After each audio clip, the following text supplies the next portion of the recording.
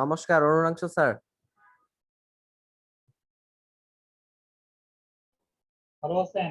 এই তো স্যার, কেমন আছেন? ভালো আছি। আমার অডিও ঠিক আছে? জি স্যার, পারফেক্ট। আর মনে হয় এক দু মিনিট বাকি আছে। জি স্যার। পার্টিসিপেশন আজকে একটু কম কম্পেয়ার টু ইয়েস্টারডে।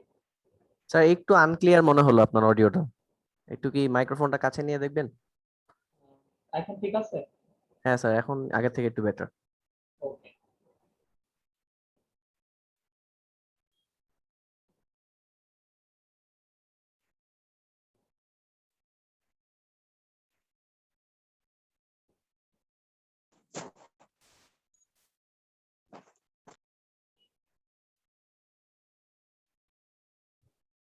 সীমান্ত ভাই, আপনি কি আছেন? জি, আছি। আচ্ছা, আমরা কি শার্প 8টার দিকে স্টার্ট করব? হ্যাঁ হ্যাঁ, একদম sharp. Okay, great.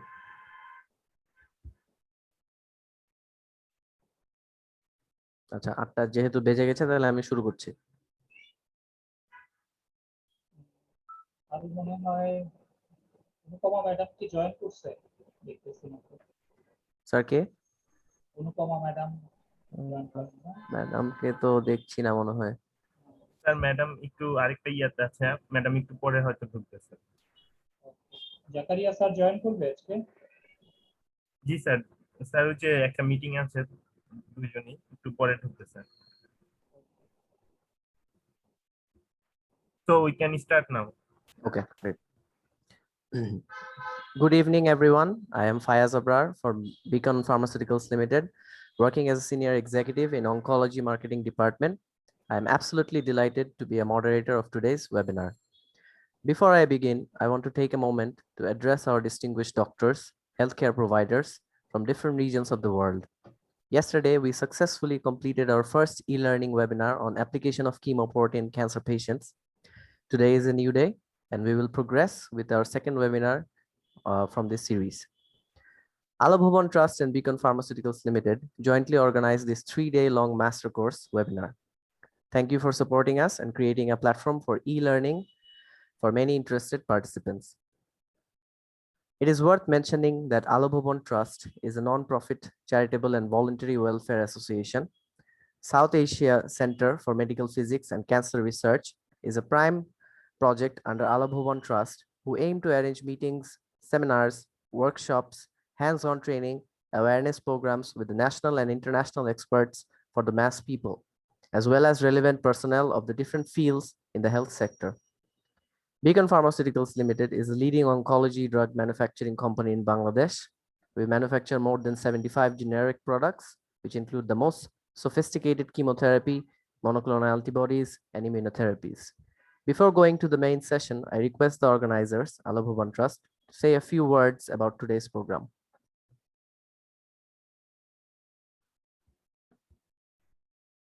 Thank you, Mr. Fayaz Abrar, and I would like to welcome all the participants to our second day session. We are very happy to have all of you. I hope all of you will enjoy this learning session and will be helpful for your professional life. Thank you. Thank you so much. So today we have two speakers with us. I would first like to shed some insight about our first speaker. He is none other than Dr. Arunakshu Das, Associate Consultant, Oncology, Square Hospitals Limited. Dr. Arunakshu passed his MBBS in 2005 from Mymensingh Medical College. In 2014, he completed his FCPS in radiotherapy from Bangladesh College of Physicians and Surgeons of Bangladesh. He joined Square Hospitals in August 2014 and is currently employed there as an associate consultant.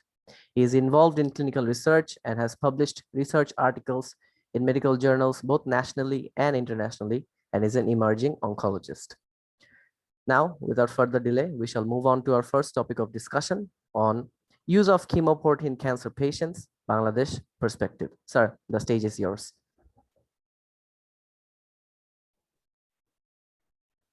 Thank you. Let me share my screen.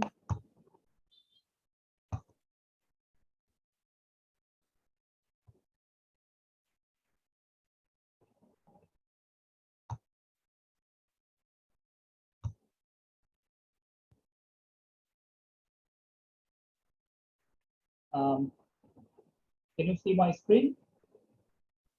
Yes, sir. And I'm audible, right? Yes, sir. Sir, before you begin, sir, I would like to ask the audience, if you have any questions, you can ask them in the chat box below. We will have a question and answer session at the end of sir's presentation. Thank you. Sir, please. Okay. First of all, I'd like to thank Karul Bhuvan Trust for organizing such an important and timely topics uh, as a master course. And I'd also like to thank Beacon Pharmaceuticals Limited for being scientific partner of such informative session. Today, I'm going to talk on use of chemoport in cancer patient, a Bangladesh perspective. This is a day 2 of the course, so it will be a continuation of what we learned yesterday. Uh, I'm Dr. Urunan Sudarsh, working as an associate consultant of oncology at Square Hospitals Limited. So in next 15 to 20 minutes time, I'll mostly be talking on a case that we commonly experience in our oncology setup where a chemoport is needed. Some bit of use of chemoport, its advantage, its disadvantage, and complication. I'll try to finish quickly and try to only focus on the main part of the chemoport. So I'd like to share one of my personal case with you to explain the use and necessity of chemoport more clearly. He is a 46 years male diagnosed with metastatic colon cancer. He was advised to receive 6 months of chemotherapy with FOLFOX, which you all know is a continuous infusion of 46 hours, along with bevacizumab, which is a monoclonal antibody. As per plan, he initiated the chemotherapy. After a couple of cycles of chemotherapy, his peripheral lines were very difficult to access. Moreover, getting admitted at hospital for 2 days became very expensive for him. Also, his movement became restricted, which significantly reduced his quality of life. He is a 46 years, move around guy, quite healthy. So after 4 cycles of chemotherapy, his peripheral veins started to become like this. This is a common venous phlebitis, thrombophlebitis. The color of the vein become blackened. I think the people who practice oncology most commonly see after chemotherapy. Also, the site of injection develops some complication, particularly the areas from where the vascular access in the veins were obtained. So for this patient, we decided to go for a chemoport because his chemotherapy, as I already told you, is a very long period of time. It will go for 6 months, which is 12 cycles of chemotherapy. And his chemotherapy is for 2 days continuous like fluorouracil presentation. So if you remember yesterday's presentation, you can remember that after chemotherapy installation, if it is perfectly installation, it will show us something like this elevated area, which is actually the port area. And this is a Hoover needle. Hoover needle is directly put into the chemoport. And when a chemoport is working perfectly and it is fully functional, is indicated by blood will come out of the chemoport when a suction is done. So for this particular patient, we have put a chemoport perfectly and it's functional. Then what? This chemoport needs another additional device that we call infusor device. Infusor is a bottle where the chemotherapy is put and is connected to the chemoport. We mostly use this 5 ml per hour infusor device. This is made by Baxter. It contains 250 ml of fluid and its run rate is 5 ml per hour. Inside the Baxter device, there is a balloon. This balloon can hold maximum of 250 ml of fluid. So when we mix 5-fluorouracil and make it a solution of 240 ml, we put it inside this balloon. And this balloon has a capacity to push this medicine, this 240 ml of medicine, over a time of 46 hours, and it will go by 5 ml per hour. This is how we connect the infusor with a chemoport. Here in this picture, you can see At the right side of the chest, a chemoport is placed. This is the star mark of the procedure that is being done from where the chemoport is placed. And here you can see the elevated part of the chemoport diaphragm. This is a device which is called a Huber needle, specially designed needle that is used for this kind of port. Normally this cannot be put here. Yesterday it was shown elaborately. This needle has a little curve so that it doesn't directly hit the diaphragm or base of the chemoport. And of course, after connecting this Huber needle, it has to be connected with the chemoport. The Baxter device. Then it becomes a complete chain and chemo can be given continuously. So what is the first benefit of using a chemoport and an infusor device? Here you can see a patient, like this is not my patient, this is a picture. So if you can see this patient, you can see that he is on a bed connected with infusor pumps, saline, all the things, and he has to lie down on the bed for a long period of time, maybe for 2 days or 3 days, as long as the chemo goes. He cannot move around. If he moves, also he has to move with the saline stand and the infusor pump and all the things. If we can successfully put a chemoport in this patient and can connect a infusor device, a magic can happen to this patient. This completely unable to move patient can become fully ambulated, like this. So he can carry his Baxter device, which is the infusor, in a bag, which he can hold, tie with his belly, and can move around. He can go home, he can stay there and do all his work, and the chemo will continue. So this is the greatest benefit of putting up chemoport. So that particular patient who was getting admitted at the hospital, staying for 2 days, having a lot of venous complication, will be out of the all complication after using a chemoport. So what are the benefits of a chemoport that we are talking about? First of all, it ensures a comfort to the patient. It significantly increases the quality of life of the patient. A patient becomes fully ambulant. You don't need to stay at hospital. You don't need to get admitted. So he can go home, he can do his regular work, regular household works, and can take the chemotherapy. So it provides a big comfort to the patient. Second of all, where vascular access is very difficult. For cancer patient getting repeated chemotherapy, their veins become very difficult to access because of the venous reaction, phlebitis. Veins become very tough, so veins cannot be punctured easily. So vascular access become a big challenge. In such patient, if we put a chemoport, vascular access become very difficult. Third, it ensures the delivery of medicine. How? When we are using a peripheral line, there are greatest chance of having extravasation. So if the line is not properly secured, maybe in between the chemotherapy, it may leak out of the vein and it can accumulate beneath the skin. So it does not ensure the delivery of the medicine. And we cannot give that extravasated medicine again. So if we use a chemoport, it directly delivers the drug to heart through jugular vein, and less chance of vascular complication that I have shown you in my past pictures. That there are a lot of vascular complications can happen, like phlebitis, vascular access site infection, other complication, cellulitis can even happen. That will not happen if we use a chemoport. But the question is chemoport useful for all patients? From tomorrow, will we suggest all of our patients for chemoport? No, definitely not. Yesterday, there was a question in the chat box that which are the most common agents where chemotherapy, common chemotherapy where we should use the chemoport device. Yes, there are selective criteria for use of chemoport.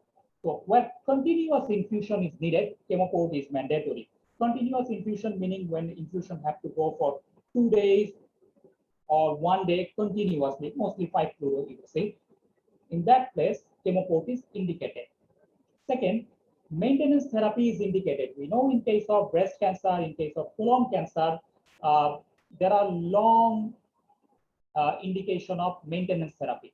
Also, in some cases of ovarian cancer, there are use of maintenance therapy. In case of maintenance therapy, when the maintaining chemotherapy have to be given for 1 year, use of chemoport is a must, and it is very helpful for the patient. Third, where multiple lines of chemotherapy is needed due to recurrence. For example, if we are starting a chemotherapy for metastatic breast cancer, we know that after maybe 6 or 8 cycles of chemotherapy, patient may have a 6 months interval, then the disease will progress again. Then we have to move on to the second line of therapy, and it can progress again. Then we have to move to the third line of therapy. Mostly we see in case of colon cancer and breast cancer, we have to use multiple lines of chemotherapy, where at the beginning we anticipate that patient will need multiple lines of chemotherapy, then we can use chemoport. Here are some examples which I have shown where we use chemoport in our practice. First is the FOLFOX chemotherapy in colon cancer, where 5-fluorouracil is given as 46 hours infusion, continuous infusion. Again, FOLFIRI, almost same kind of a protocol, where 5-FU again is given as a 46 hours continuous infusion. Sarcoma, we know there is a schedule called VAC-IE. This combination therapy have to be given for 17 cycle, a very long course therapy, where the IE part is given 5 days. So a lot of vascular access is needed, and if we try to give such kind of chemotherapy in peripheral line, what will happen is after 3 to 4 months of therapy, all the veins will be exhausted, and it will be very difficult to get the access to those veins, and a lot of venous complication will happen also. Chemoport can avoid such venous complication in case of long 17 cycles of chemotherapy like VAC and IE. Then another new protocol is there for gastric cancer in perioperative chemotherapy. Now FLOT is standard of care. FLOT there 5-FU have to be given as a 24 hours continuous infusion. So also chemotherapy is chemoport will be much helpful in such scenario. But is chemoport only indicated for chemotherapy? No, it's not. Apart from the chemotherapy, in between, when a patient needs intravenous fluid, yes, it can be given by chemoport. Blood and blood products can also be given through chemoport.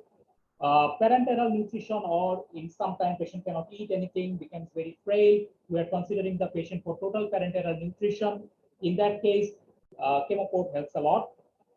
Chemoport can be used for drawing blood for investigation, but yesterday Rahan sir was telling this is not very popular in our country because the phlebotomists who draw blood are not very familiar with drawing blood from the chemoport. But yes, it can be done very easily.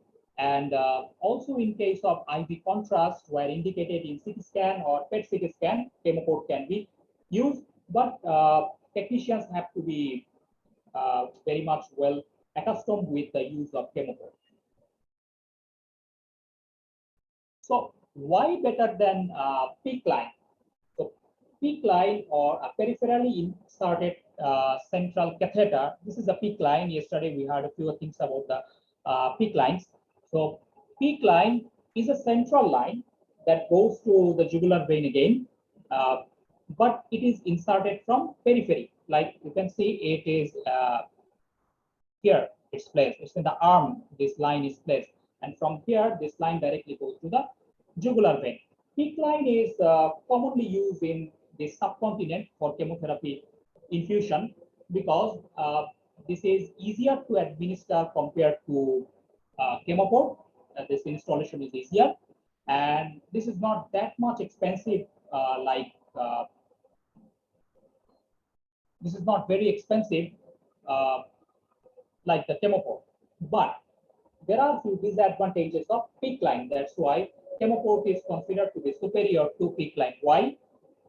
In PICC line, there are more chances of infection because you can see there is a port of entry. Here, 2 stitches are given. It is covered with a micropore kind of thing.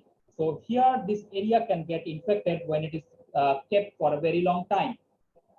It have to be dressing have to be done regularly here.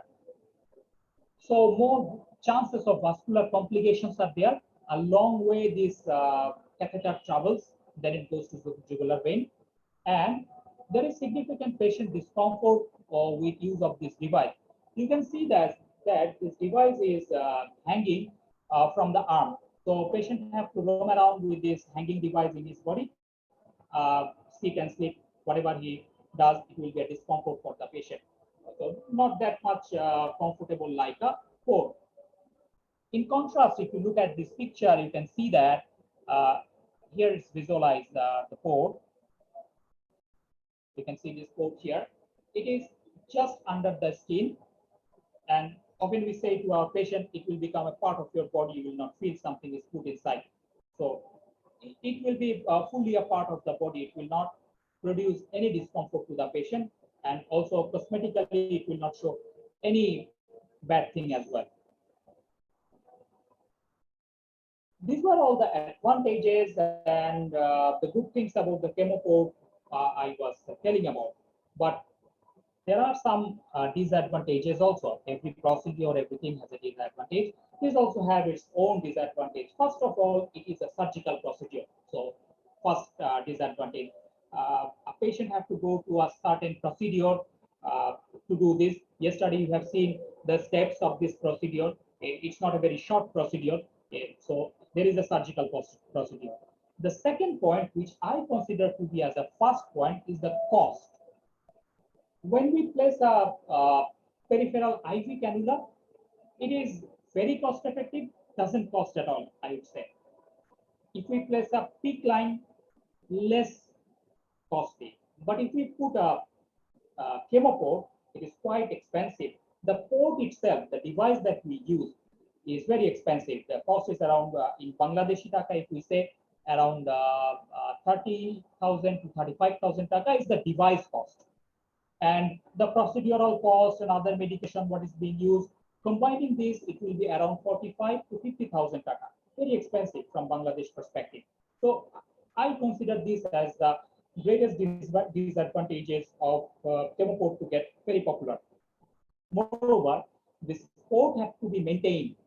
This port have to be flashed every 4 weekly when it's not in use. When we are using chemotherapy, we are using every 2 weekly or 3 weekly, then it don't need to be flashed or it don't need to be cleaned. But when we are not using it, we are keeping it for some time, maybe for 6 months, 8 months, patient is not having any recurrence, patient is doing very well. This port have to be flashed with heparin every 4 weekly. So what complication can happen in case of chemoport? Although yesterday's lecture, everybody was telling that the chances of infection, chances of complications are very less, but still there are some complications. What can happen? A chemoport can get infected, or it can be a source of infection. There can be occlusion or blockage of the lines. There can be dislodgement of the port or line, or damage of the port can also happen. These are the main problems that can happen to a chemoport. This is a recently published journal, January 2020, in Indian Association of Surgical Oncology journal, about the chemoport-associated complication and its management.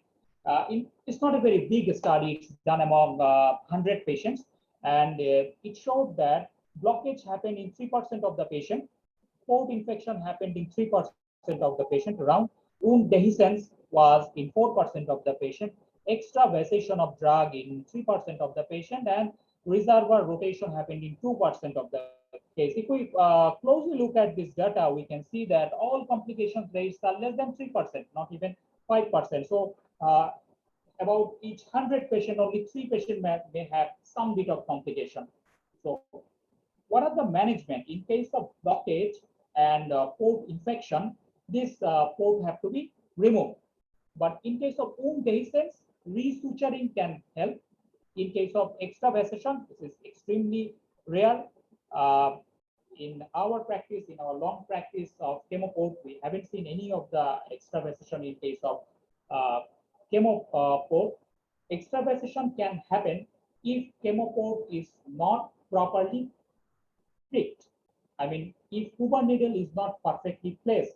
In my first picture, I have shown that when Huber needle is perfectly placed, blood will come. If we put a suction, blood will come. That will ensure chemo port is pricked or a Hoover needle is connected perfectly. If blood is coming after pricking with a Hoover needle, there is no chance of extravasation, and reservoir rotation can happen, extremely uncommon, only 2% of the patient. So the chemo port also need to be maintained. I told you in my previous slides.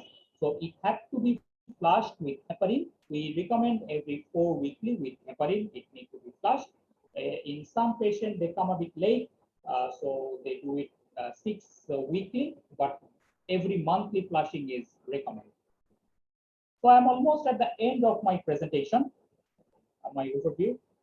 So chemo port significantly improves quality of life of patient receiving chemotherapy, but chemo port are expensive, costly in perspective of Bangladesh or Southeast Asia, and it needs expertise to place. Everywhere chemo port cannot be placed, so it needs a significant expertise to put this port and also to use it. I have told you it needs to be flashed regularly, it needs to be pricked properly, it needs to be handled properly. It cannot be handled without an expert hand. So putting and using it needs expertise. And the use of chemo port needs to be popularized in Bangladesh to ensure standard of care for cancer patients. I think that's why this master course is all about, to introduce chemo port, how to use it, and to make it popular so that we can give a standard of care to all cancer patients. We can give chemo port to those patients who badly need it. Again, I would like to say chemo port is not for all patients, but it is mandatory for those group of people who badly need it, and we need to give those patients chemo port. Thank you all for active listening. And if you have any question, I'll be happy to take the question. Thank you. Thank you, sir, for your informative presentation. Before going to the next presenter, I would like to take a few questions for Dr. Arunachalam, sir. So we have some questions here. The first question is asked by Muhammad Saiful Islam. He asks, what is the difference between chemo port and CV line?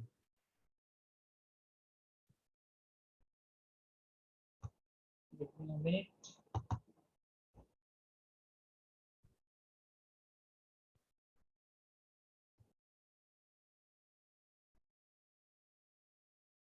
Okay, if you see here, this is a chemo port placed here. This is underneath the skin. This is a central line, but this is under the skin. But if we put a CV line, which we commonly use in the intensive care unit or in emergency areas, it will be directly put in the jugular vein and it will be hanging outside. So that is the difference between CV line and a port line. A CV line is a temporary thing. You cannot put it for a very long time, maybe a couple of days, then you have to remove it. And using it for chemotherapy is, we have to be extremely careful. But chemo port we can keep for 5 years. So once it is put, no need to remove it. It will keep on serving for a very long period of time. Thank you, sir. Sir, next we have a question from Dr. Shravan Chinnikatti. He asks, can dose-dense chemotherapy, immunotherapy, targeted agents be given through ambulatory chemo port? Very difficult to answer, because in ambulatory infuser device, we only use the 5-fluorouracil.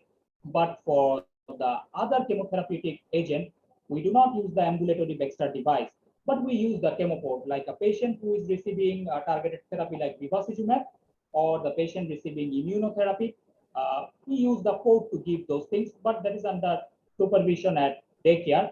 But for ambulatory infuser device, we only have experience with 5-fluorouracil in flood-based chemotherapy, FOLFOX, FOLFIRI, such kind of thing. Okay, thank you, sir.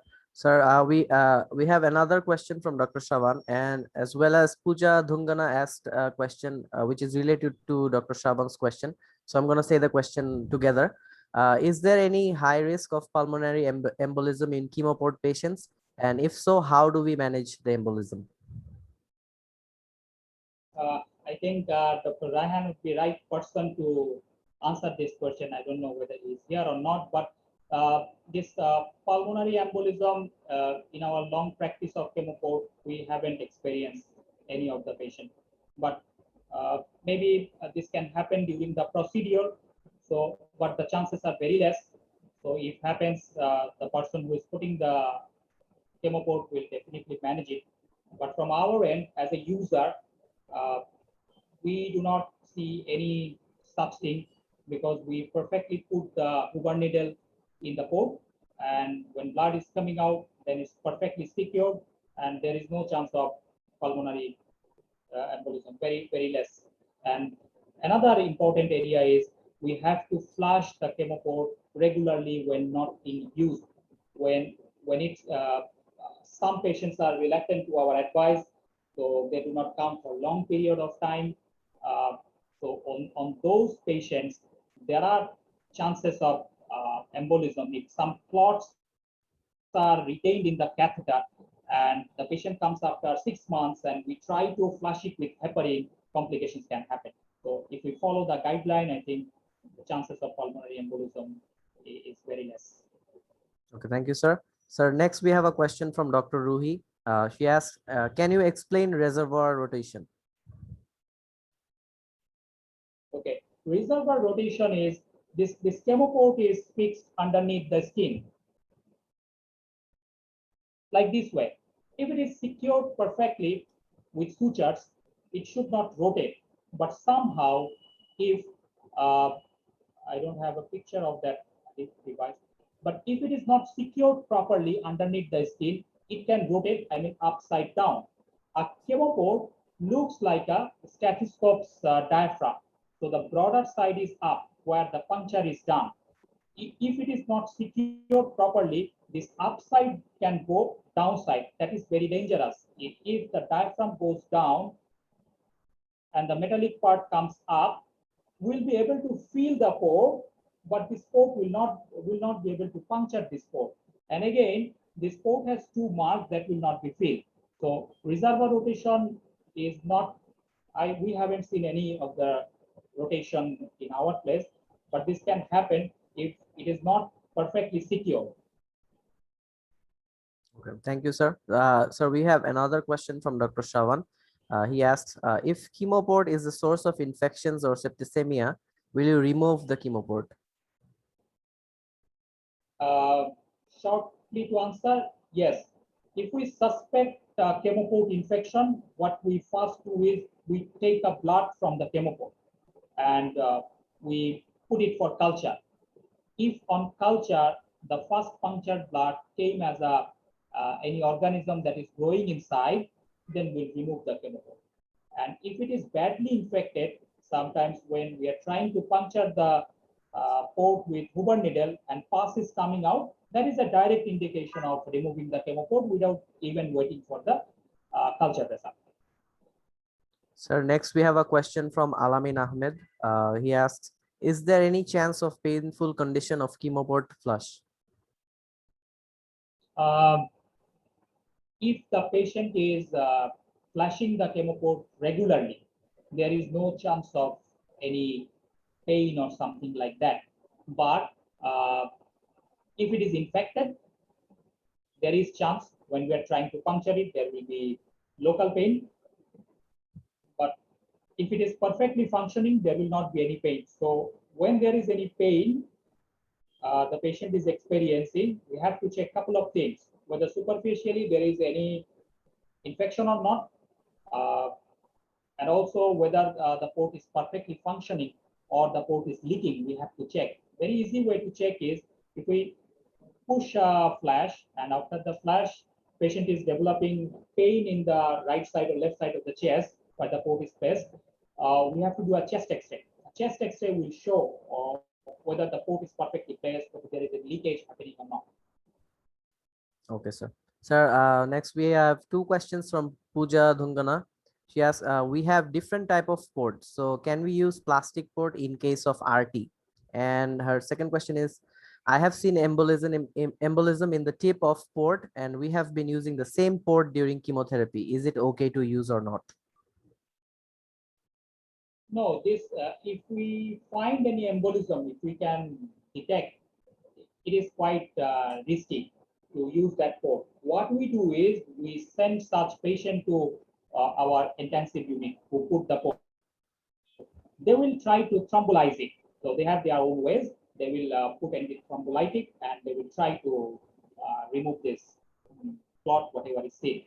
And regarding the plastic port, I'm not really sure whether we can use it because we have only one kind of port that used in which is metallic, which is used in our center. Plastic Sir, port, no yes. experience. Next, we have a question from Ariful Haq. How long a chemo port can be kept in situ? Is there a chance of fibrosis with surrounding structures if kept for a long time? Keeping a chemo port depends on manufacturer's recommendation. Most of the manufacturer, they say the chemo port can be kept for 5 years, but we have the scenarios on the either side. Some people develop complication of chemo port like infection and other complications, and we have to remove it early. But in some cases, the patients are using it for more than 5 years. There is no other complication, so it keep on continued. The issue of fibrosis is when we are placing a foreign body underneath the skin, there will be some bit of fibrosis, definitely, that will fix the port. That is good for the port, this fibrosis. But until this fibrosis is not giving any pain or any difficult situation, something like that, I think fibrosis is not a big problem. Thank you, sir. So we have like 50 participants today with us. So I don't see any more questions. Thank you so much, sir, again. As I mentioned before that we have two speakers here with us today. So we have a foreign speaker as well.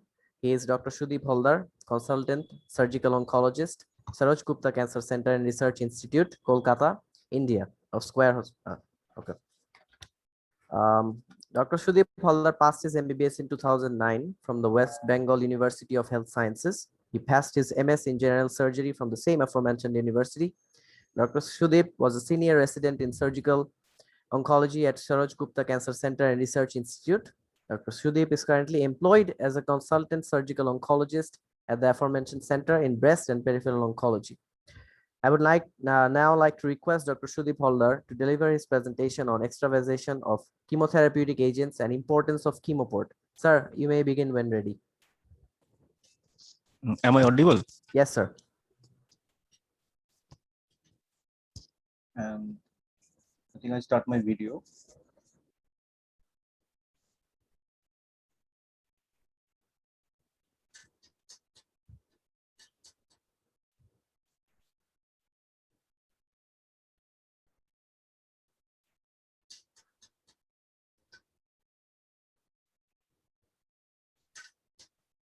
Sir, you need to share your screen. Yes, yes. Yes.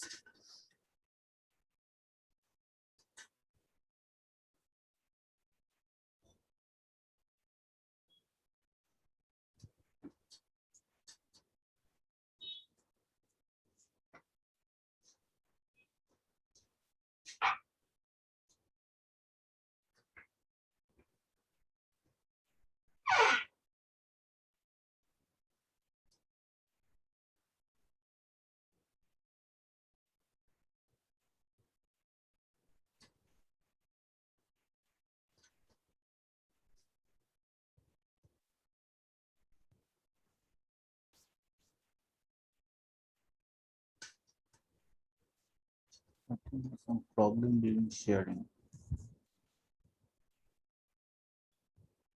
Sir, we have already made you co-host. I think you are able to share your screen. Please let us know if you face any problem.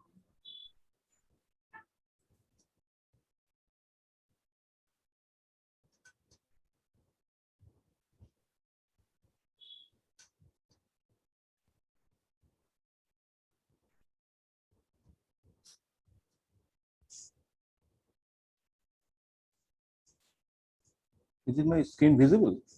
No, it's not, sir.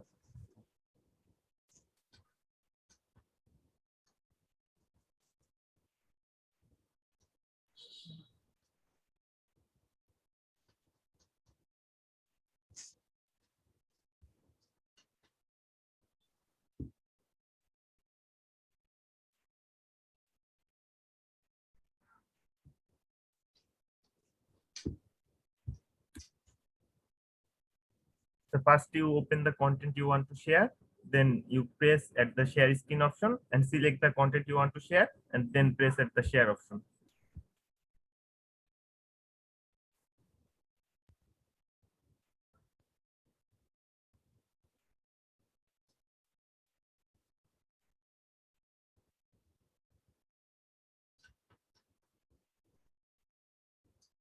Sir, the shortcut for sharing is Alter S.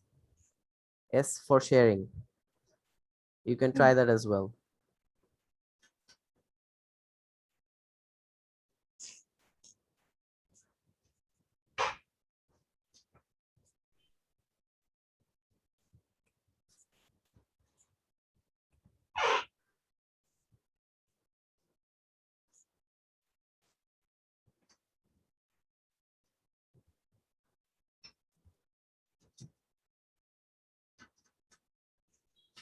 No, I think there is some problem. I have to check my other second device.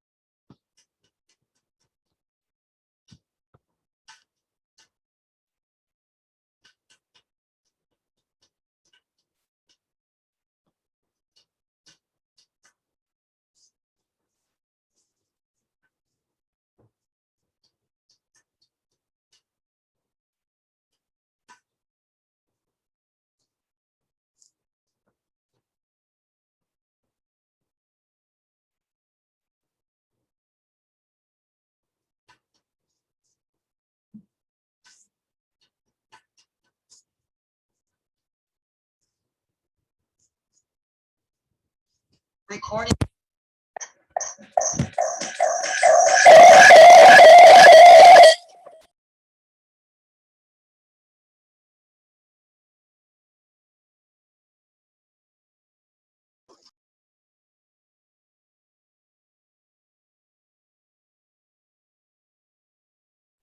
Hello, I'm sharing from another device. Please co-host.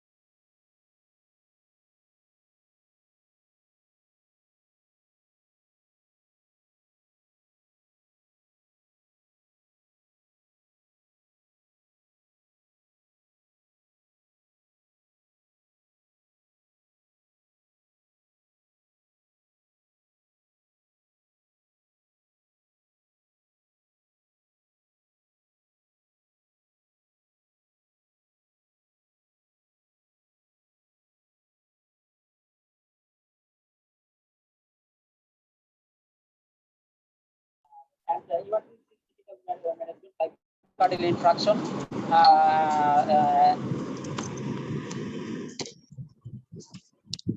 Hello, Shimanto.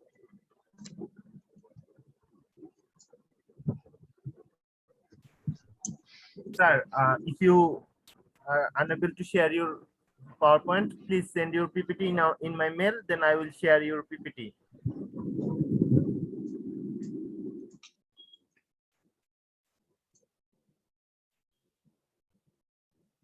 Shimanto, have you given the multi co-host and him? Yes, ma'am.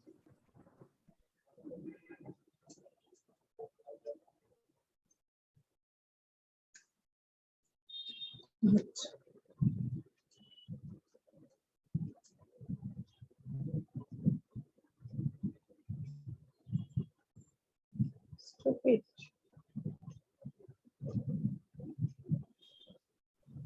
Dear participants, we are very sorry for the problem. We will solve it soon. Please stay with us. I am very much glad that told me during the interview, your wife is also medical doctor, yeah, or a medical student. That is your wife.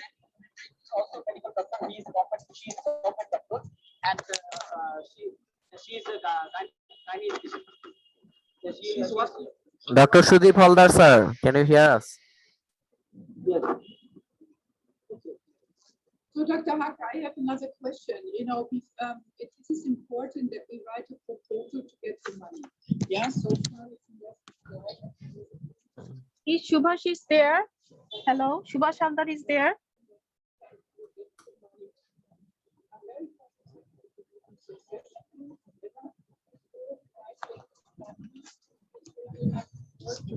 okay. And for this proposal writing, I would need your help. But this cannot be with any payment. Would this be a problem for you?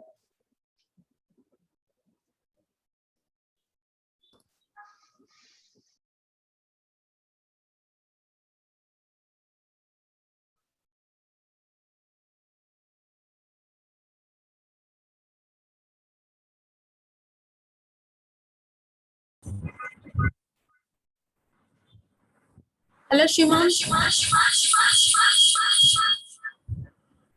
Hello, Shimanto. Yes, ma'am. Is the Subhash Haldar is there? No, madam, she is not joined. Is the speaker is here? Yes, ma'am, but he is not responding. Dr. Sudeep Haldar, sir, can you hear us?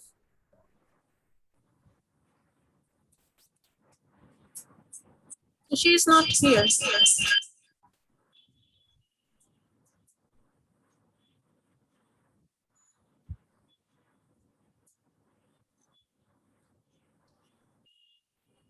Call Subhash.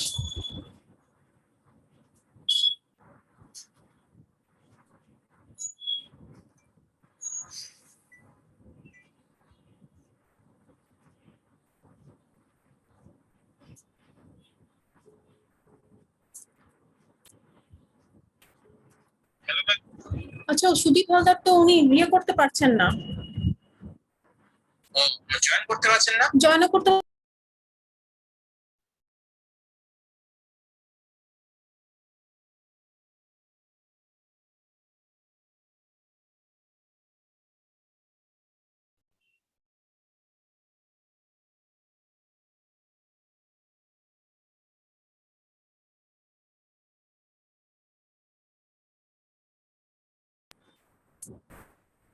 dear participant, just wait for a minute. I have talked with him.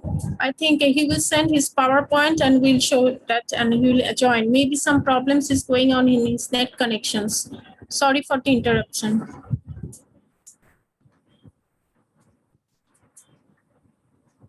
Madam, I have talked with him over phone. He said in his Mac operating system, maybe doing some problem. He will send the PPT and then I will show.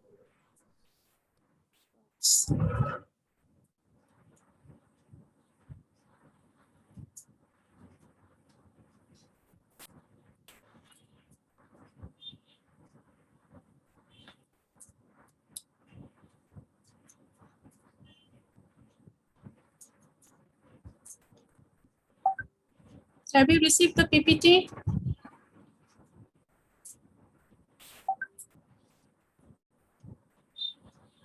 Madam, it's a video, that's why it will take time a little bit.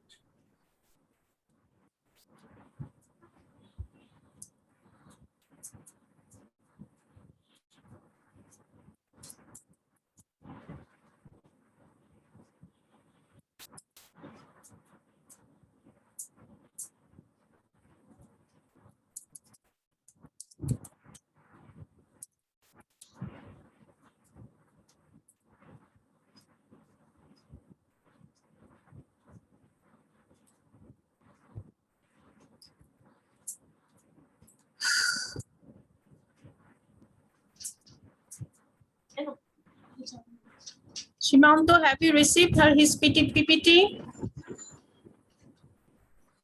Share করি screen share করলাম কিন্তু এখানে তো দেখাচ্ছেই না মানে ধরো এটা Start broadcast.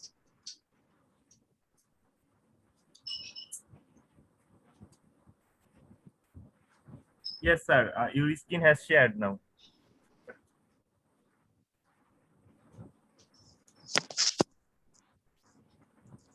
Yes, sir. Your screen has shared. Hello Yes, sir. Yes, thank you. Please continue. sorry for this delay. So extremely sorry, there is some problem with my system that I cannot upload this. So the topic with extravasation of the chemotherapeutic agents and the role of chemoport. So chemoport and chemotherapeutic agents are go side by side. So I think we should we need some sort of knowledge regarding what are the types of chemotherapeutic drugs we are using in a regular basis, and also and what is the problem with these drugs and its handling, and also what is the main advantage of this chemoport. So in how many times we are facing these sorts of images or problems in our day-to-day practice? Somehow in our era it is basically very less, but still we are facing this sort of problem. So this may be extravasation and other chemotherapeutic drugs will cause this problem, and it is very much detrimental for the quality of life, as the patient need to undergo different sort of surgery and plastic surgery. Even after that, there may be some problem regarding his hand movement and also the edema associated with it. So briefly, we can have some safe administration and drug of extravasation. What is the vesicants and irritants? What is its incidence of this extravasation and risk factors, this manifestation? Imaging, a general and special and specific measures, surgical management, prevention, and basic overview of the chemoport. So this is the safe administration when the cannula is inside the vein perfectly. Complete extravasation is the second picture when there is the channel is outside of the vein, but the main problem is the partial or slow extravasation. When with increased flow and decreased resistance in the tissue, the extravasation occurs without detection. Now, again, the vesicants and the irritants based on the severity of the local toxicity. If it is extravasate, irritants cause inflammation. It does not produce so much damage if not administered in a large volume. And in the vesicants is a potential to cause the tissue necrosis like blistering, sloughing of tissue, and varying degrees of deep tissue damage. More severe or lasting injury, inherently toxic. The vesicants may be classified as non-DNA binding and DNA binding. And non-DNA binding agents metabolized and neutralized in the tissue, whereas the DNA binding drugs, example anthracyclines such as doxorubicin, set up a continuous cycle of tissue damage. Anthracyclines are among the most important cytotoxic chemotherapy agents that cause extravasation injury, routinely used in the different malignancies, including breast cancer and others. So these are the different groups we can classify among them. It is an exhaustive list. I am not going with details of these. Are the neutrals, that is some inflammatories, irritants, exfoliants, and also the vesicants. But somehow some drugs are very much difficult to classify regarding its vesicants or the irritants, like oxaliplatin and paclitaxel. Paclitaxel is important because it is used most of the malignancy, and most is considered as an irritant drug, like Oncologist Nursing Society and Multinational Association of Supportive Care in Cancer. But some others also consider it as a vesicant. So why it is important to classify and what is the management, we're going into the details in the later slides. And also the other drugs that mentioned in the slides is also difficult to classify according to its role. The incidence of the extravasation is unclear as there is no central reporting mechanism. Increasing awareness, the frequency have been fallen. Some data is declined from 0.1 to 0.01% over the last 15 years period in MD Anderson, but we have to consider this data is when the actual problem and extravasation has already occurred, because a little bit of extravasation with some irritants that causing minimal problem is not reported, so the actual incidence cannot be determined. Although the risk of the chemotherapy extravasation through central venous access device, that is the chemoport, is small, it is not zero. And extravasation in this setting may be due to the injection technique or the device failure, as already mentioned by the previous speaker. The risk factors, every patient who receives the vesicant is at risk for extravasation. And the difficulty encountered during the insertion of the device, like when we are using the guide wire, it is not stuck.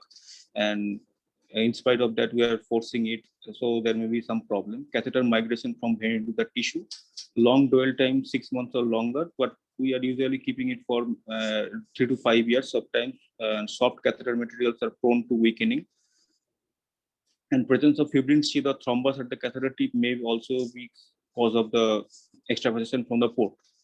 And sometimes if the port is deeply implanted, so it is difficult for identify the port and the gubernatorial picking, so establish and secure it before chemotherapeutic drug administration. Regarding the risk factors in the peripheral venous access, as already we know, the small or fragile veins, obesity, sclerosed vein, patient movement, particularly if the intravenous catheter is placed near a joint, if patient already has some cognitive or neurologic deficit, prolonged infusion duration, bolus infusion, or if you need butterfly needles, it is very notorious to move around and dislodge.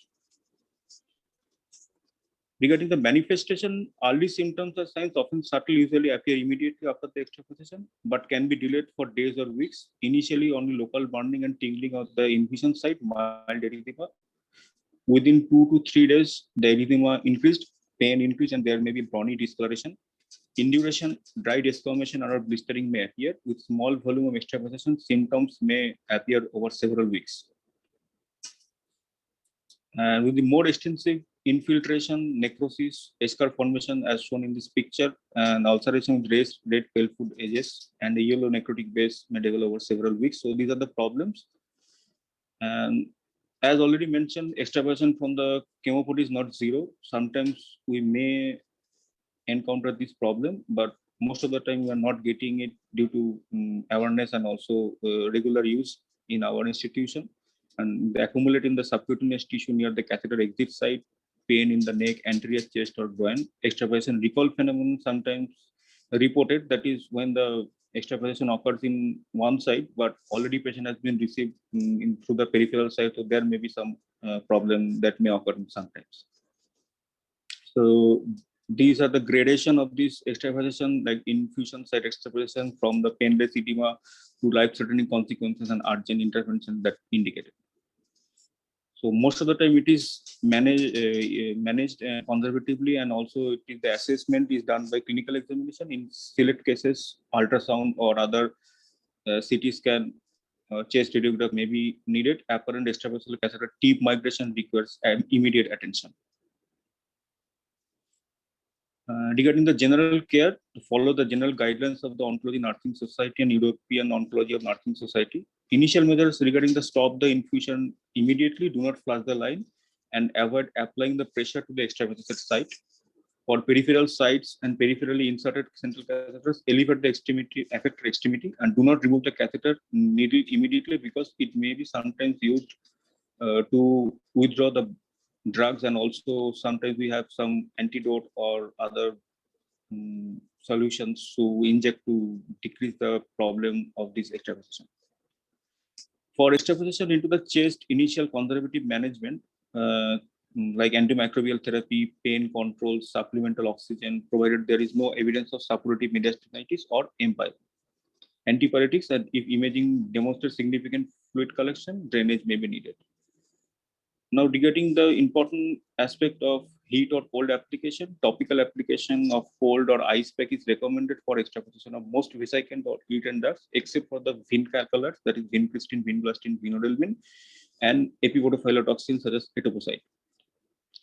Intermittent cooling, vasoconstriction, diminishing the spread of the drug and the extent of the local injury is the mechanism regarding the cold application. And for extravasation of the vincristine and epipodophyllotoxin application of ice is contraindicated, as cold worsens the skin ulceration caused by these drugs, and local heating, it increases the vessel, it causes the vasodilatation, increased blood flow, enhancing the early distributive phase of the drug removal. For taxanes, the choice between heat and cold is less clear. As already mentioned, taxane is cannot be categorized preferentially as a irritant or vesicants. So these are different treatment, in regarding the vincalcolate, we can use heat or hyaluronidase injection subcutaneously.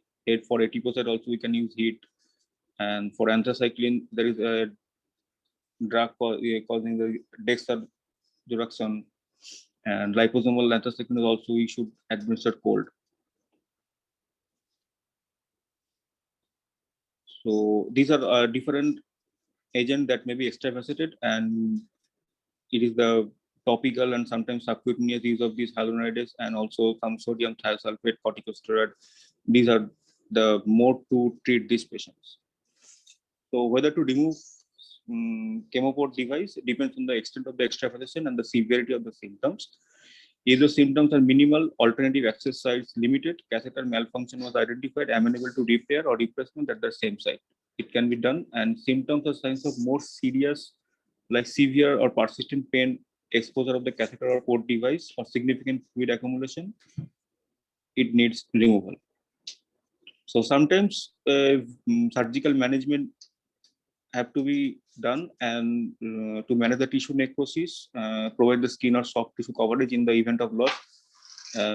Most of the time during the wrist, when we are using the wrist, and there is extravasation, that cause a significant damage, and so plastic reconstruction, plastic surgery may be a integral part of the management also, but the chances is very rare now, and we are day to day we are getting this type of patient very less.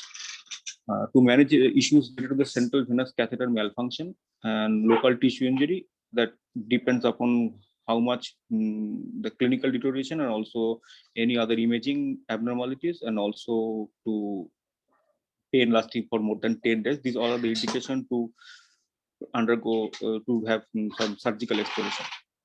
Regarding mediastinal extravasation, though mediastinoscopy thoracoscopy is most of the time rarely needed, conservative management is most of the time is sufficient, and removal of the retention of the catheter depends on the extent of the extravasation, and outcome following thoracic extravasation are most of the times are good.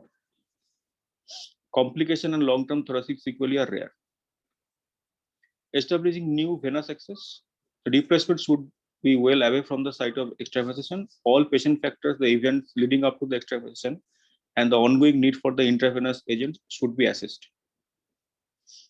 So prevention is more better than cure. So we have to understand what are the preventive measures we can take for the peripheral line. So for peripheral, hello.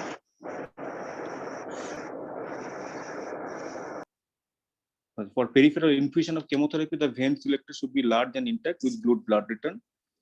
And regarding the order of preference, forearm is preferred more than the dorsum of the hand, wrist, and the antecubital fossa. And vesicant should not be used infused through veins in the antecubital fossa or the dorsum of the hand, because it may accumulate in a large amount and the tissue space is very less, so it can cause significant damage. So with irritants, try to avoid the antecubital fossa, wrist, and dorsum of the hand if possible, but most of the times in after 2 to 3 cycles or 4 cycles, it is not possible to having the peripheral lines in the forearm. So we have to intervene in these areas. And also regarding the breast cancer, we are compelled to use one hand only, so it is difficult sometimes after getting 3 or 4 chemotherapy.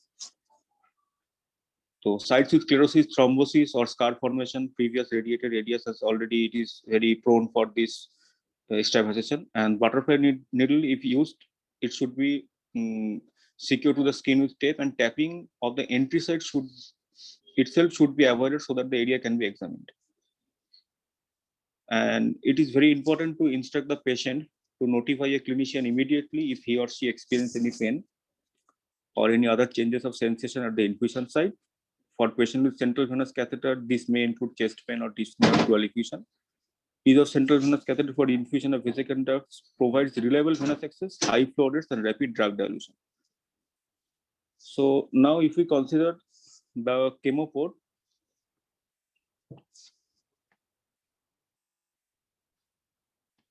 so this is the first picture is showing the chemoport, and there's a different parts of this chemoport, like high compressed silicon membrane, and next is the support cannula, and covering this there is a bayonet catch and the catheter line, catheter tube that is inserted in the main vein, like the superior vena cava. So this is the port casing and the port, and this is the silicone membrane. The Huben drill is inserted here, and we have to check the is it patent or not. And after getting a good amount of blood flow, we should administer this. And this is the bayonet catch, and this is the catheter tube that is inside the vein. So I had already the previous speaker mentioned regarding the chemoport, and its overall outside looking, it is subcutaneous. So this already has been described. So entry point of this catheter from the vein, it can be varied according to the vein have been used. So some may use supplement vein, some IJV or cephalic vein. And this is the silicone membrane. This is the casing, and this is the drug chamber that is we are using the drug and the reservoir. This is the reservoir, and it is beneath the subcutaneous tissue, and it is fixed, the underlying muscle or subcutaneous tissue. So this is the port membrane, access point for the special non-coring port needles. The most important attributes of a port membrane are self-sealing after removal of the port needle. So the highest possibility of stability of the membrane in order to reduce the risk of the blood reflux when the needle is withdrawn. Fixation of the position of the port needle in order to decrease the risk of the port needle dislodgement, and clear design important for clear identification. So the benefit is, like already mentioned, the holes created by the needle insertion are compressed to a smaller size. So, and also the bulge from a highly compressed membrane makes it easier for the users to palpate the port position under the skin and the highest possible stability during the needle insertion and withdrawal. This ensures less than 1% blood reflux into the catheter. And according to this, the puncture timing, and it can be 3,000 or 5,000 times it can be punctured. So accordingly, different materials with the duration and durability of this chemoport is different. So this is a short video of how to insert the chemoport insertion. So this is the position.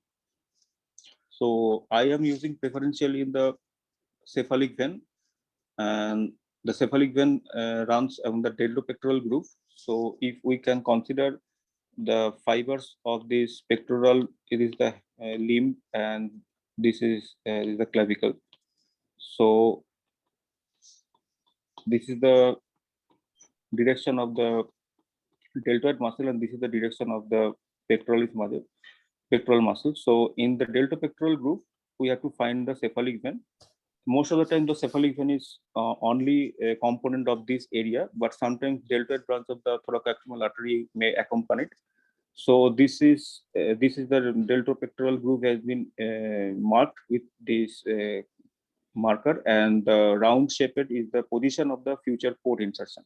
And this another marking is regarding the clavicle. So it is initially initially done in 2017, I think, and the very previous the local anesthesia. It can be done under local anesthesia, or sometimes if the patient is very anxious, we need some sedation, and it may be very well performed the general anesthesia. But most of the time, we are trying to do the local anesthesia, and if needed, under sedation also.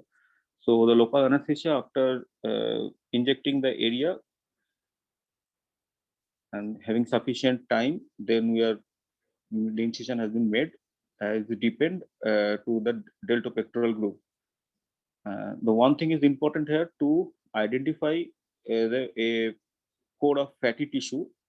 So when we can identify the core of fatty tissue in between this plane, if this is the core of fatty tissue, so when we just remove this fatty tissue or just dissect there, we can have this cephalic vein. So this is the procedure where there's the identify the fatty area.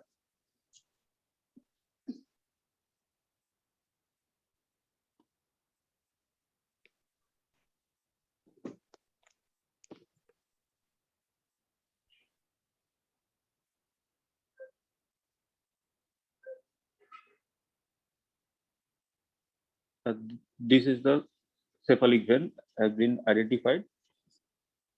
So most of the time, the diameter is more or less adequate for passage of this catheter. Sometimes, so this is the important area of the timing of this operation, and this is the chemo port. This is the catheter. This is the bayonet that has already part has been mentioned, and this is the Hoover needle, and also this is the vein hook, so it can lift the wall of the vein when after venipuncture. So we have to free all these tubings and the chemo port with heparin solution. Either you can use heparin or Heplock solution also. So we are using heparin with some dilution. Now the vein is identified, and now the procedure is more or like the venesection. So the tip of needle has been inserted, and the partial wall of the vein has been cut. So there will be some regurgitation of blood flow. We should not be worried regarding this because it is the vein, and the vein is, the wall of the vein has been lifted and the catheter has been introduced. And we generally, for the right side, we are preferring the around the 15, and for the left side, it is more or less in the 20 side initially, and there is a flow. And after that, we have to look for the C-arm check so that the position in the second and third intercostal space, we just kept it there in the catheter tip. And after that, we have the luxury for fixing this catheter within the vein lumen. So that is why I am, as a surgeon, I am very much very much prefer this procedure so that we can fix this catheter inside the lumen of this vein. And now the chemo port has been fixed, and the bayonet catch is the other safety mechanism for this. And there is 3 holes in the chemo port. And it is initially have been checked it is in the right vein and like that. And after that, you have to flush it with heparin solution. And then there is subcutaneous pocket has been made, and along the desired port area that I have already marked before the surgery. And this hole has been created for fixation of this port inside this subcutaneous pocket. And we have to kept in mind, we have to fix this underlying pectoral muscle, otherwise it may be loose, or the reservoir may have been the direction and the position of the may changed. So that may be a difficult thing to do. So after fixing it in the place, we have to push it there, and after proper fixation, we have to again check with the Hoover needle to have the blood flow is correct. And initially we have marked the site with the methylene blue like that. So for the next use, and also for the subsequent use, it can be initially there's a good indication for other users also to where to palpate and where to use this chemo port Hoover needle for this. And after that, it can be suture. This is the team we have been done. So this is done by Dr. Subodha Sahu, our senior, and me. And this is the picture. So, and following this, so take home message: use of CVAT, that is chemo port, whenever possible and feasible. Proper documentation of the extravasation should be there in any institution, and proper infusion technique. If extravasation of a vesicant agent is suspected, initial management should focus on minimizing the extent of the drug of extravasation. General measures and specific antidotes are applicable for extravasation of the vesicant agents and other like vincalcos and etoposide, topical application of cold. And for vincalcos and etoposide, application of heat rather than cold. There are no uniform guidelines for surgical treatment of extravasation injuries. It is depend upon the clinical features, and also if any imaging and also patient conditions. General care follows the basic principles of wound care management. Thank you very much. I'm like to take question, and once again, I'm very much sorry and extremely sorry for the initial delay for this lecture. Thank you so much, Sudeep sir. for your informative presentation. As per usual, it is again time for our question answer session. So I would like to take a few questions for Dr. Sudeep Holder, sir. So looking at the question panel, there is a question how from Pooja Dhungana. How do you choose or decide surgery of a patient as a candidate for MRM or BCS? For MRM or BCS, this is typically a different question regarding the chemo port. It should be depend on the multicentricity, the position, patient's choice, and like that. So the different factors, the patient factors, tumor factors, and also other factors also they're coming into play. So it is it's a long, difficult question to answer in a session of a chemo port. But anyhow, if is the patient is wanted for a BCS and also the tumor is sufficient enough to be removed en bloc without having any cosmetic difficulty and without some contraindication for BCS, we should go for BCS. Most of the time we are recommended it, and MRM otherwise, if there is no choice and also the patient doesn't want base conservation, we have to go for a modified radical mastectomy.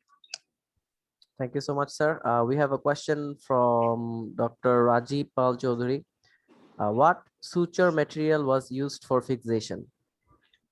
Fixation, most of the time we are using, initially we are using Vicryl, now PDS, and many centers, others, so they're also using the Prolene. So there is no such mandatory to use a non-absorbable or absorbable sutures, but some surgeons prefer non-absorbable sutures because most of the time when we have to insert the chemo port after first day or second day, we have to incorporate the chemotherapy. So the absorbable sutures may get absorbed. So but it's a little bit of theoretical, but we do face any problem with these Vicryl uses. So initially Vicryl, nowadays PDS, and it can be used by Prolene also. Okay. So next we have a question from Dr. Shravan Chinnikatti. He asks, what are the absolute indications and contraindications for chemo port? As such, there is no absolute indication or contraindication. We have to select the patient according to the need for the chemotherapy and what are the different, how many cycles, what are the duration of the chemotherapy, and also the patient factors also like that. Like we are most favorable in a breast cancer patient who are likely to undergo the trastuzumab for 1 year. Also in patients we are assuming 8 cycles of chemotherapy before surgery or after surgery may be difficult according to her venous condition. So, and also in different like colon cancer, if we post-operative case 12 cycles of FOLFOX for 48 hours duration of chemotherapy, in that cases there may be difficult to handle the vein, and also there may be dislodgement and extravasation. So we are advised for the chemo port. And but if the patient is already for only 4 or 6 cycles of chemotherapy, daycare chemotherapy like CAPOX regimen has been used, so in that case we can go with the peripheral venous access. So it is depend upon the tumor and the duration of the chemotherapy, and also the drug itself. What are the different types of drugs, like this I can already mentioned in my slides. Okay. Next we have a question from Ashif Raihan. How many times do we prick the needle through the chemo port? How many times? It is depend on the manufacturer, and most of the time they assume 5,000 pricks or 3,000 pricks, and according to the durability. So it is more, we are using chemo port, and in most of the patient around 3 years times we didn't get any problem. So in our center around 93 patient has been done chemo port for the cephalic vein approach, and there is only 2 patients we have to remove this chemo port for some problem for the wound infection, and immediate removal of the chemo port needed for 1 patient due to some venous problem, and wound dehiscence over the chemo port is happening in 1 patient. Most of the time it is uneventful. He has also another question. He asks, do you have any advice for patients who is already using chemo port? For the initial period of the 7 days, the hyperabduction of the arm is not recommended due to the initial 7 to 10 days. The fixation is happened. So for that period, we should not hyperabduct the arm, and for other types, they should be flushed as already initial speakers have mentioned. 4 weeks time it should be flushed, otherwise it may be blocked, or there's some embolus in the teeth that may be dislodged. So that rarely happens, but we should instruct the patient very well. This is the mandatory requirement for them to come to the visit the IPD OPD for this procedure, or otherwise we can also teach them if there is a nursing staff available there. We have a question from Sunita. Is it done mostly in local anesthesia, the process? We are most of the time we use local anesthesia, but associated with sedation is also needed. And if the patient is already anxious about this procedure, we have to convert this procedure in general anesthesia. Pooja Dhungana asks, can we use port in SVC obstruction? For SBC obstruction, the port is a cause of a SBC obstruction. So SBC obstruction, we cannot use this port in we cannot select the vein when the entry of the vein is already in the SBC. So if we can use in the other sites like in the femoral or like that, but that is also complicated, but we can use other sites where it is not obstructed. We have a question from Tanzina. If chemo port has to be removed for any malfunction or infection, can chemo port be reintroduced for further chemotherapy? Yes, it can be reintroduced, but most of the time the same vein cannot be used. So that is why another thing we are in a favor of cephalic vein, but because it is expendable, so we are not using the subclavian or the IJV. So if we can use the cephalic vein, if there is a problem, we can use other veins like subclavian or the IJV or the same site, or another time if it is not contraindicated to do the other side, we can do also in other side in the cephalic vein followed by other vein also. We have a question from Sunita. Though it's chemo port, can it be used for blood transfusion? Yes, it can be used for blood transfusion. Even the recent chemo port like power flow machine, we can use for the CT contrast agent. We have the higher flow rate. Okay. So I think we have a last question. Dr. Rajipal Chaudhary, will you please make your comment on how can we popularize chemo port in South Asia, especially in medical college hospitals for cancer cases and demanding cases? A very important and very good question. So initially, when it all depends on the expertise and the experience of a surgeon or whoever done the interventional radiologist also. So first we have to be very confident regarding this, and if we confidently tell the patient and advise them to undergo this procedure, so and what are the benefits of getting this, and we can definitely increase the number of this chemo port insertion, because many a times one chemo port patient successfully undergone cycles and cycles after chemotherapy, and he will tell other patient go for the chemo port because it is very suitable. So initial there may be some cost issue around it may be in India that maybe the ports according to different company, but around 20-25,000 in Indian rupees it is for the chemo port. But overall, if we can look for a 1 year of period, if the patient has having a chemotherapy for long cycle, long duration, so it is not like that so much very much costly. It's basically cost effective. So we have to convince them regarding the problem with peripheral venous access, limitations, and what are the difficulty after extravasation, and also the morbidity of the patient who are already undergone extravasation. So we have to be very much confident. We should not give him any, most of the time we should not ask the patient there is an option we can go for chemo port, but we should emphasize the importance of the chemo port, so that will help then increase in the number of the chemo port. But the important thing is the expertise and the experience. Thank you, sir, for your answers. We are almost at the end of our program. We have like 55 participants, and I would like to thank everyone for their questions. But before I end, I would now like to invite Professor Dr. Gholam Abu Zakaria, Founder Chairman, Alo Bhavan Trust, to say a few words. Thank you very much, Faiz Abrar. Actually, it is a nice meeting. The 3 days, I'm very happy that we have so many special doctors and famous doctors from South Asia and of course from Germany. And I have enjoyed very much. As physicists, we are always talking about radiotherapy, but in cancer treatment, it is a multidisciplinary approach, and chemotherapy is the same values as radiotherapy and surgery. So I am very happy that to organize such an interesting conference in Dhaka. And the application of Semoport, yes, it is actually a very new procedures in Bangladesh. So many people want to know, and I think it is a current topic, and all the doctors here, respected doctors, they have explained very well. I can follow some of the lectures, and I thanks today Dr. Arunangshu Das. He's a very energetic doctor in Bangladesh. Yeah, he helped us to organize many conferences. A very good doctors and a very gentle man.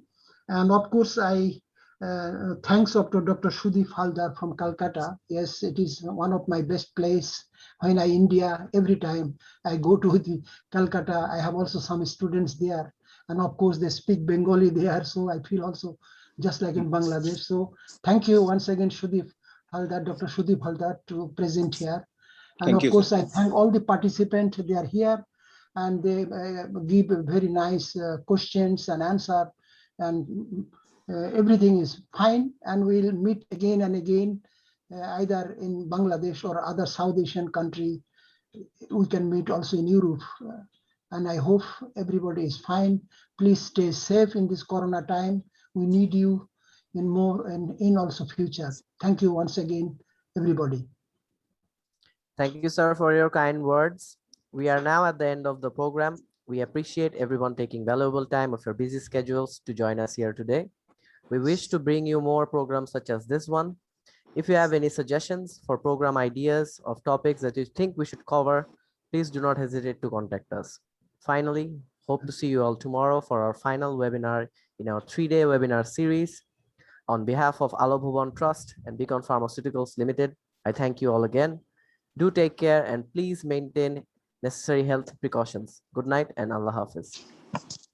Thank you. Good night. Thank you. And sorry Thank for the you. initial delay. And good night. Be safe.